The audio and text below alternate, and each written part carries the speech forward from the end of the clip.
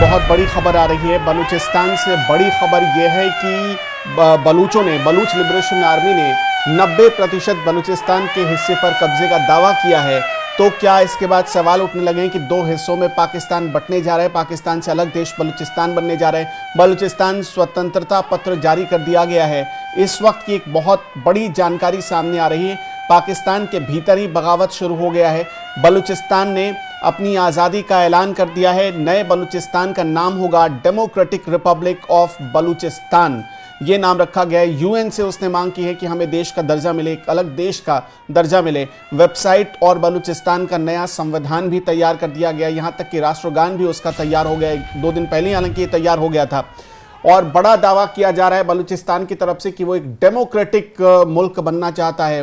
वो वहाँ गन से नहीं बल्कि वोट से लोग चुने जाएंगे, ऐसा उसका दावा है। इस वक्त बहुत सारी जानकारी बलूचिस्तान से आ रही है। पंकज जी, तो क्या पाकिस्तान सचमुच बंटने जा रहा है? क्या खबर है आपके पास? देखिए, कल बलूचिस्तान लिबरेशन आर्मी ने दावा किया था कि बलूचिस्तान के 90% हिस्सों पर उसका कब्जा हो चुका है। पाक फौज अपने अपने पोस्ट छोड़कर भाग चुकी है। ये कल की खबर थी। आज जो खबर है उसके अनुसार बलूचिस्तान ने अपना नया चार्टर, जो नया देश बनेगा उसका नया चार्टर तैयार किया, जिसको हिंदी में स्वतंत्रता पत्र बोलते हैं। और उस चार्टर में बाकायदा पंपलेट में छपवाकर वो बलूचिस्तान के अलग अलग हिस्सों में लोगों के बीच बांटा जा रहा है। इसके अलावा बलूचिस्तान ने अपना राष्ट्रगीत, नेशनल एंथम तैयार कर लिया है। और कल 2 दिन पहले उसका वीडियो भी जारी कर दिया गया था। और आज जो तस्वीरें आप देख रहे हैं यहाँ पे, वो अपना नेशनल एंथम गा भी रहे हैं। जो चौथी बड़ी खबर यह है कि बलूचिस्तान ने संयुक्त राष्ट्र संघ से यह मांग की है कि आप अपनी टीम भेजिए यहाँ पर और यहाँ के हालात देखिए। हम स्वतंत्र राष्ट्र हैं और हमने हर तरह की तैयारियां कर रखी है, बस हमें संयुक्त राष्ट्र मान्यता दे दे इस चीज का। जो पांचवी बड़ी खबर वो ये है कि आप जो तस्वीरों में देख रहे हैं, जितने भी सरकारी इमारतें हैं बलूचिस्तान में, वहां पे पाकिस्तान का झंडा हटाकर बलूचिस्तान का झंडा लगा दिया गया है। अब हम दर्शकों को बताते हैं कि उन्होंने जो अपना जो चार्टर तैयार किया है, जिसको हम लोग स्वतंत्रता पत्र बोल रहे थे, उसमें कौन कौन सी मुख्य बातें लिखी हुई हैं। पहली बात कि देश का नाम होगा डेमोक्रेटिक रिपब्लिक ऑफ बलूचिस्तान। उन्होंने ये कहा है कि हम बैलेट से सरकारें चुनेंगे, बुलेट से नहीं। तीसरी बात उन्होंने ये कही है कि हम ग्लोबल इंफॉर्मेशन टेक्नोलॉजी और इनोवेशन का हब बनना चाहते हैं, हम इस अंधकार युग से निकलना चाहते हैं। चौथी बात जो उन्होंने अपने चार्टर में लिखा है वो ये कि महिलाओं को हर क्षेत्र में, गवर्नमेंट जॉब्स में इक्वल रिप्रेजेंटेशन मिलेगा, मतलब महिलाओं को अधिकार दिया जाएगा वहां पे। Education will be compulsory.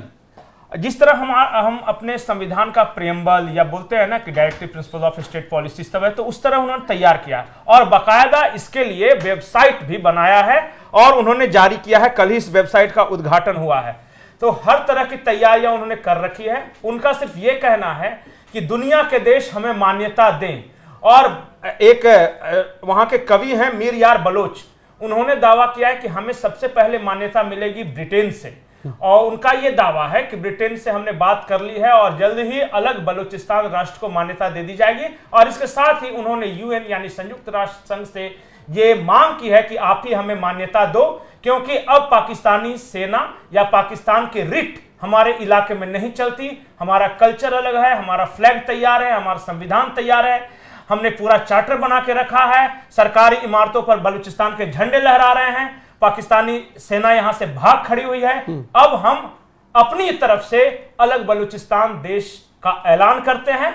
बस हमने ऐलान कर दिया है, दुनिया हमें मान्यता दे दे तो बाकी सब कुछ सॉल्व हो जाएगा, ये कहा गया है उनकी तरफ से। एक और बड़ी जानकारी आ रही है कि करीब 90% ऐसे इलाके हैं बलूचिस्तान के जहां सरकारी दफ्तरों पर, जितने ऑफिसेस थे वहां पर बलूच लिबरेशन आर्मी और बलूचिस्तान के जो बाकी जो विद्रोही थे, रेबल थे, वो उनका कब्जा हो गया है। बिल्कुल। देखिए, बलूचिस्तान के बारे में पाकिस्तानी डिफेंस एक्सपर्ट क्या बताते हैं, गौर से सुनिएगा। वहां की आर्मी बलूचिस्तान के कई इलाकों में नहीं जा सकती है। तो उन्होंने क्या किया है, बाकायदा जो बलूचिस्तान प्रांत का जो बजट पिछली बार जारी हुआ था, उस बजट को जरा गौर से देखिए। और वो ऑनलाइन अवेलेबल है। पाकिस्तान सरकार ने जो बलूचिस्तान के लिए बजट जारी किया था, उसमें बजट का एक बड़ा हिस्सा वहां लोकल सरदारों को दिया जाता है कि आप लॉ एंड ऑर्डर मेंटेन कीजिए और आप वहां विकास के काम कीजिए, हम नहीं जाएंगे उस इलाके में। और जो छोटा सा, बहुत छोटा सा हिस्सा है वो बलूचिस्तान के प्रांतीय असेंबली को दिया जाता है, जो पाकिस्तान के सपोर्ट में है, जो दावा करते हैं कि हम भाई चुन के आए हैं, हम रिप्रेजेंटेटिव है। 70% जो बलूचिस्तान के बजट का हिस्सा है वो लोकल सरदारों को जाता है और सिर्फ 30% चुने हुए जनप्रतिनिधियों को। तो पहले से ही जो वहां के ग्रामीण इलाके हैं, खास करके क्वेटा और उत्तरी बलूचिस्तान छोड़कर बाकी साउथ बलूचिस्तान में या जो ईरान से सटा हुआ इलाका है, वहां पाकिस्तान की या पाकिस्तानी आर्मी की रेट नहीं चलती है, पहले से हो रहा है। अब जब भारत के साथ तनाव बढ़ा है तो हुआ ये क्या है कि हम 70% की जो बात कर रहे हैं, उन्होंने और अपने आक्रमण बढ़ाए हैं। और कल तो वो एक क्षण क्वेटा शहर के अंदर भी दाखिल हो गए थे और क्वेटा शहर के कई सरकारी इमारतों पर उन्होंने बलूचिस्तान का झंडा भी लगा दिया था। हालांकि बाद में पाकिस्तानी आर्मी ने शहर में जो झंडे लगाए थे उसे हटवा दिए, लेकिन जो ग्रामीण इलाके हैं वहां पे पाकिस्तानी आर्मी अपने अपने पोस्ट छोड़कर भाग गई है, ऐसा उनका दावा है। और एक बड़ी जानकारी ये भी है कि अगर क्वेटा तक बीएलए पहुंच जाती है तो शायद ये पाकिस्तान के लिए एक बड़ा लॉस हो सकता है, क्योंकि जितने परमाणु हथियार हैं, मतलब मोस्टली जो परमाणु हथियार हैं वो क्वेटा में ही पाकिस्तान की सेना रखती है। इस क्वेटा का महत्व समझिए। एक तो वहां एक दावा किया गया है कि जो पाकिस्तान ने 7 जगहों पे अपने परमाणु हथियार छिपा कर रखे हैं।